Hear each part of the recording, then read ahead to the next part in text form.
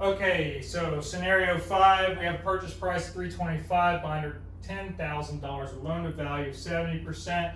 The closing date is October 16th, and the seller owns the day of closing. Rent is due on the first of the month at $1,900. The security deposit was $1,900. Commission paid by the seller is 7%.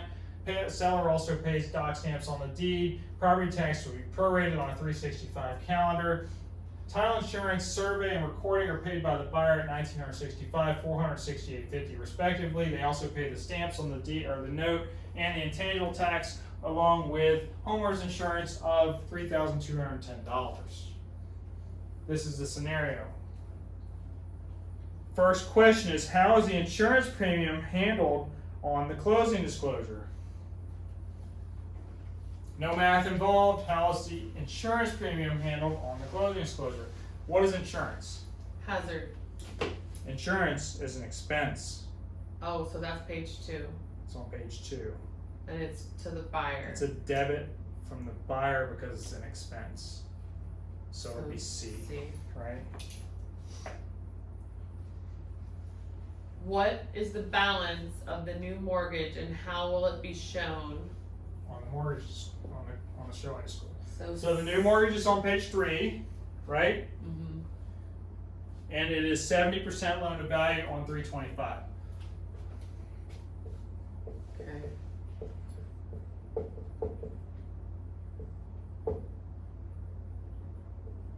$227,500.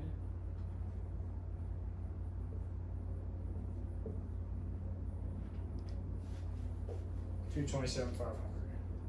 Always goes on page 3, so C is out. Always a credit to the buyer, so answer is D. D, credit buyer only $227,500. What is the tax proration and how will it show on a closing disclosure?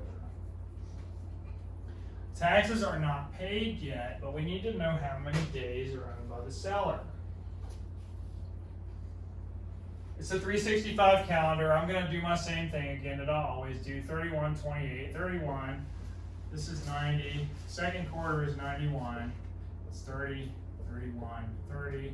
Third quarter is 31, 30.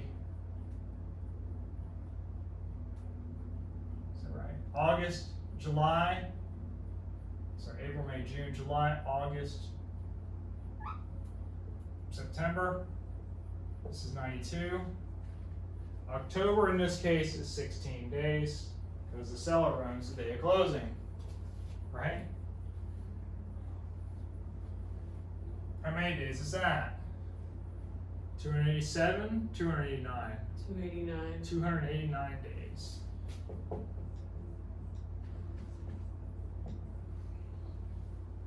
The seller owns 289 days. That means the buyer owns how many days? 76. Okay, just so your knowledge, just for your knowledge. Because it depends on how the question's asked. If I look at the answers on here, I know that the buyer owns a small amount of days, so the credit should be the large number, right? The credit should be the large number because the seller owns a larger part of the day. So that already eliminates C.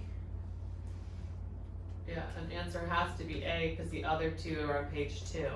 Right, so, but let's do the math. Do the math, yeah, I'm just to make saying, it but work, yeah. right? So 289 days, so we have $4,012 divided by 365 days. $10.99.17.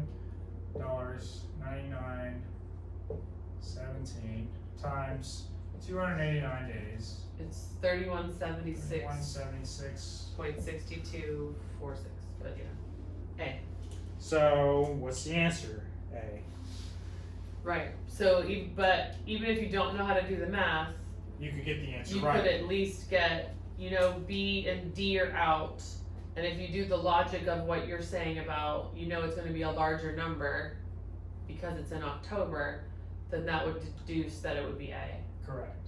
So Okay. you never have to do the math. Prorations, you never have to do the math. If you know the concept, you never have to do the math. Which is important. Unless it's in July and it's kind of Well, then it's close. close. If it's close, Yeah. then you have a problem, right? Yeah. What is the broker's commission and how is it shown? Well, first of all, is there anything for the buyer owner? Yes. Cross it out.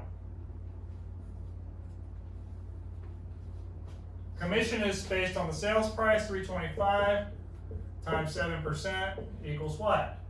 $2,250. 22,750. Yeah, 22,000.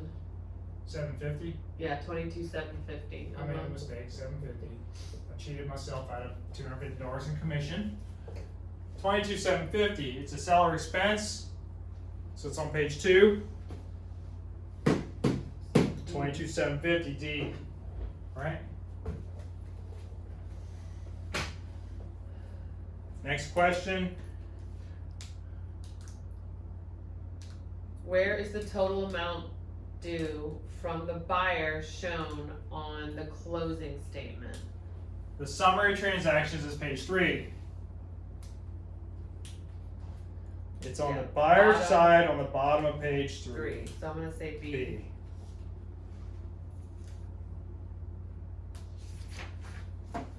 That's it for this scenario.